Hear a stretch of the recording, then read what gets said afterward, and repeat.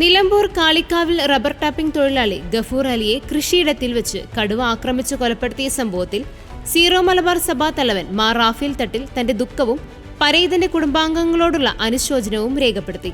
ജനവാസ മേഖലകളിൽ ദിനംപ്രതി വർദ്ധിച്ചുവരുന്ന വന്യജീവി ആക്രമണങ്ങളിൽ മേജർ ആർച്ച് ബിഷപ്പ് തന്റെ ആശങ്ക അറിയിച്ചു. വനാതിർത്തികളോട് ചേർന്ന് ജീവിക്കുന്ന ജനങ്ങളുടെ ജീവനും സ്വത്തിനും മതിയായ സുരക്ഷിതത്വം ഒരുക്കാൻ ബന്ധപ്പെട്ടവർ നടപടികൾ സ്വീകരിക്കണമെന്ന് അദ്ദേഹം ആവശ്യപ്പെട്ടു. ജനങ്ങൾക്ക് സ്വന്തം കൃഷിയിടങ്ങളിൽ പോലും പ്രവേശിക്കാൻ കഴിയാത്ത വിധം കഴിഞ്ഞ കുറെ നാളുകളായി വന്യജീവികൾ ജനവാസ മേഖലകളിൽ പെരുകുന്നതും ജനങ്ങളെ ആക്രമിക്കുന്നതും നിഷ്ക്രിയവും ഉദാസീനവുമായ ഭരണകൂടത്തിന്റെയും കാര്യക്ഷമമല്ലാതായി മാറിയ വനംവകുപ്പിന്റെയും തെളിവാണെന്നും അദ്ദേഹം അഭിപ്രായപ്പെട്ടു.